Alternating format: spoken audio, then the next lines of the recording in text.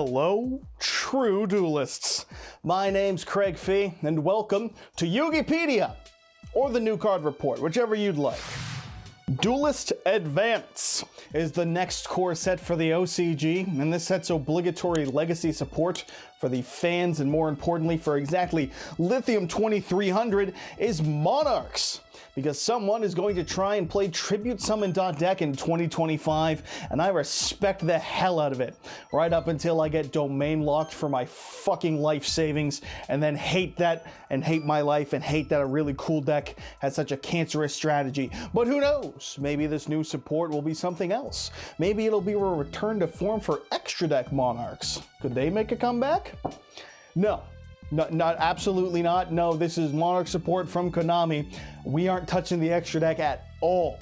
Case in point, let's take a look at those new cards. Eidos, the Underworld Monarch, is a new level 6, and you won't believe it, it's a version of Eidos. Yeah, I thought maybe it's like a weird Caius or like a mini version of Erebus, but nope, the name Eidos confirms that it is Eidos. I hope I'm saying it right, because I love saying it like that. It's such a funny word, man. Eidos. Anyways, this new level 6 here brings Monarchs kicking and screaming into the modern age, since it has an effect that activates non-on-tribute summon. That probably breaks someone's heart, but then again, that same person's heart is probably broken when I tell them it's not in fact 2006 anymore. It's got to evolve, this game does, and most certainly Monarchs do as well. This level 6 spellcaster is the classic 2400-1000 stat line of a Monarch, and on normal or special summon can add a Monarch spell or trap, or a monster with 2800 attack or more, and 1000 defense from the deck or graveyard to the hand.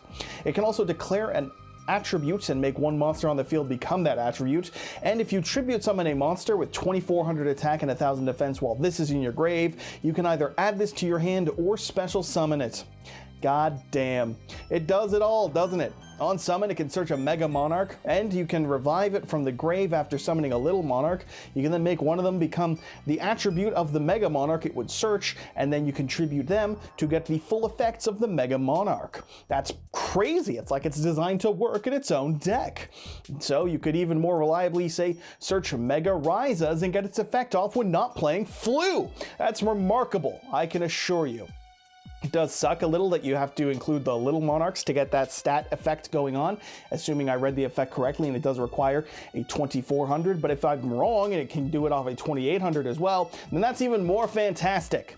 Either way, you're not getting it off of Majesties or Vanities, so I don't know how often it will be coming up, but I do know that it's a pretty damn solid card for Monarchs, and that really has to be worth something, considering it's Monarchs. Tessera, the Prime Monarch, looks pretty damn cool, and I was actually shocked to learn off this artwork that it has nothing to do with changing its own attributes. I thought that's maybe what they were going for, but not even remotely. This is a Squire though, meaning it's got that 800 attack and 1000 defense stat line. It's a level 1 Light Warrior, so 1 for 1 in Rhoda, we're still in the deck, baby. Now, while it's in the hand, you can reveal a Monarch spell or trap to special summon itself, which means you can retain your oh-so-important normal summon. And even better, during the main phase, you can immediately after this effect resolves, tribute summon a monster, which means you get an extra tribute summon in your turn, which is pretty damn good. Which means coupled with Eidos and your normal summon, you can get potentially 3 tribute summons in one turn, which may or may not be a crime if your name is Margarett. And if it's sent to the grave, you can special summon any monster with 800 attack and 1000 defense from your deck, but doing so will lock you from the extra deck for the rest of the turn. Remember what I said at the beginning about no extra deck Monarchs coming back? That seemed pretty obvious. But this one seems pretty damn good.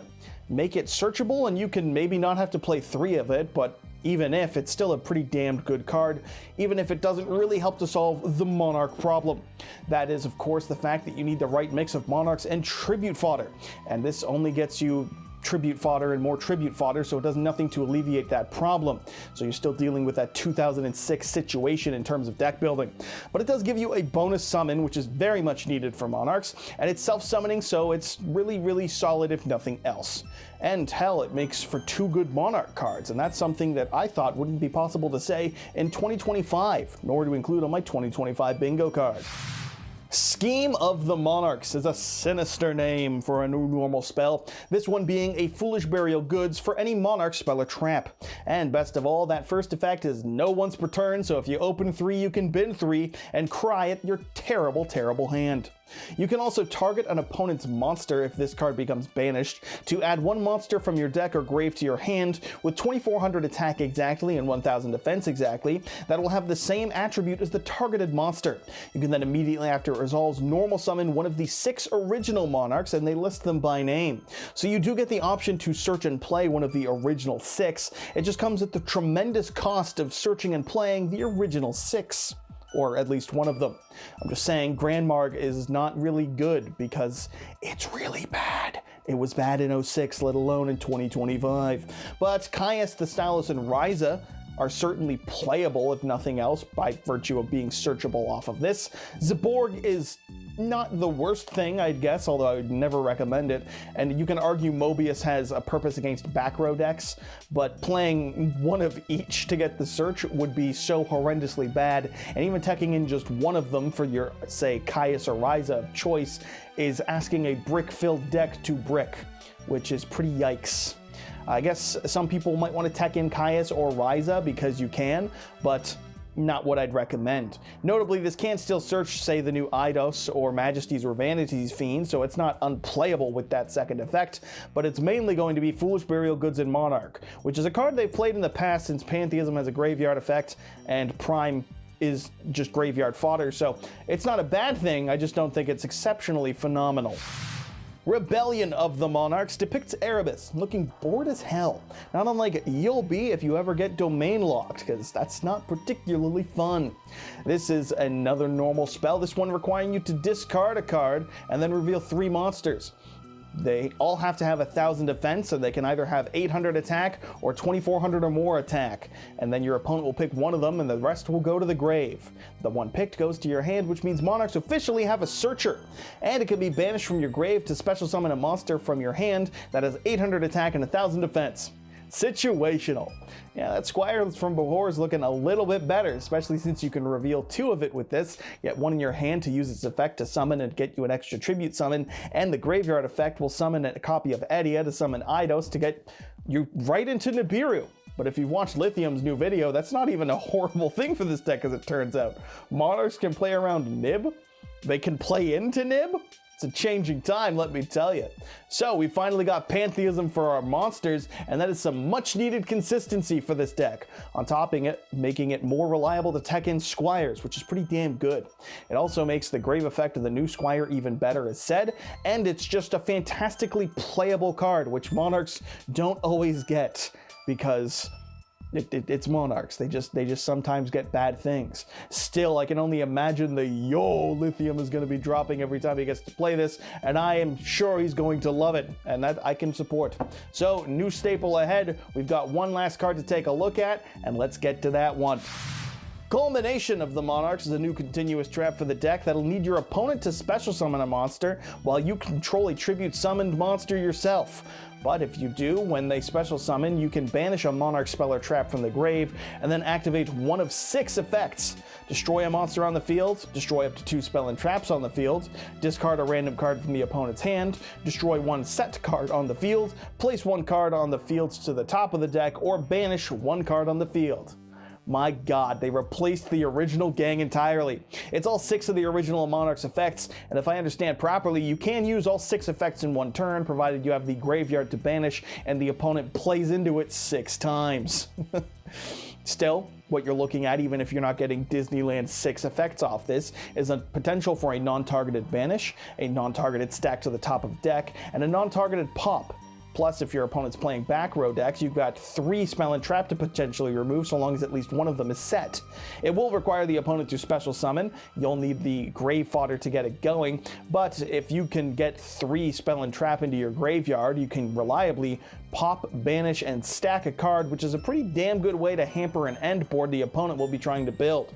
It's also searchable as hell between Pantheism, Tenacity, and our new Eidos, so the question is, will this ever be more worth playing than simply teching in Monarchs Erupt? Because searchable skill drain turbo is kind of absurd and probably will win you more duels than conditional retro card references will. So probably not all that great, maybe a one of, most likely a fun of, but I'll stick to it because it's sick as hell. I respect this card design if nothing else. It is funny that they seemingly abandoned that whole combination Monarch thing they had going on. You remember they released the one that like is the Thalos and Caius in one card, but it had 3,000 attack and 1,000 defense, so it didn't work with any of the Monarch support that lists 24 or 28 attack and 1,000 defense. Although this new support does say 2,400 or more, so they're kind of like retroactively working it in. I don't know why you didn't just give it 2,800 attack in the first place, but there's a possibility we'll be getting some more of those in the future. Or the possibility that we'll get a level 6 Edia, since we got a level 6 Eidos. The world's your oyster, Konami. You have an endless amount of hype train support for us to cope and wait for in the future. But still, Monarch now has some damn playable cards. A monster searching card, a self-summoning tribute fodder that can summon more fodder for more tributes, their own foolish burial goods, and the means to get the attribute of their choice to get any Mega Monarch effect they might want off, on top of also being able to search those same Mega Monarchs, or just Erebus and Aether, that's the name I'm looking for. So all in all, pretty damn good. And if you want to focus more on an interruption-focused build as opposed to the highest, most viable competitive Domain Erupt Stun Turbo build, you can now tech in things like Ryza or Caius and make actual plays of them. Because by banishing the new Foolish Burial Goods for Prime, Prime will summon itself, the Foolish Burial Goods will search Caius or whatever you can target from the opponent, and then you contribute Prime to immediately get that effect, meaning you can use Caius as an interruption, which is pretty nuts. It's really nice to see. I do respect when they include ways to incorporate the old cards without forcing it, so fans of the old cards can play them, and fans of winning cannot. It looks fun as hell though, even though it is kind of just Domain Stun Turbo. I just enjoy a good old-fashioned Monarch deck. I'm nostalgic for that kind of thing, okay? I think I'll be playing it pretty casually with my friends on like Saturdays. And then of course we can get back to the discussion of power levels and formats and where are these cards meant to be played, because they're clearly not good enough for the top tier competitive, but there's no format for them to really shine in, which means that we can go back to the discussion about formats and power levels, and I could again clickbait Joshua Schmidt for views. Isn't that fantastic? Not gonna do, probably gonna clickbait Joshua Schmidt for views again in the future, but I'm not gonna do it about that exact video anytime soon. Don't worry about that. In the meantime, if nothing else, we can take away that it's a great day to be Lithium, and therefore a great day for the world. And so that wraps it up for this new card report. Just Yugi-pediaing these cards about Monarchs for this one. The regular update will be out on Friday, as usual. Until then, I've been your host, Gregory Feganite. Make sure you like and subscribe, not only to impress your smoking Italian wife, but also to sometimes see me holding a gun, which is something that gets mixed reviews. Some people really like it, and some people really hate it. It's almost like it's a gun. Anyways, regardless of how that goes, you can also just become a true duelist. And there's nothing better than that.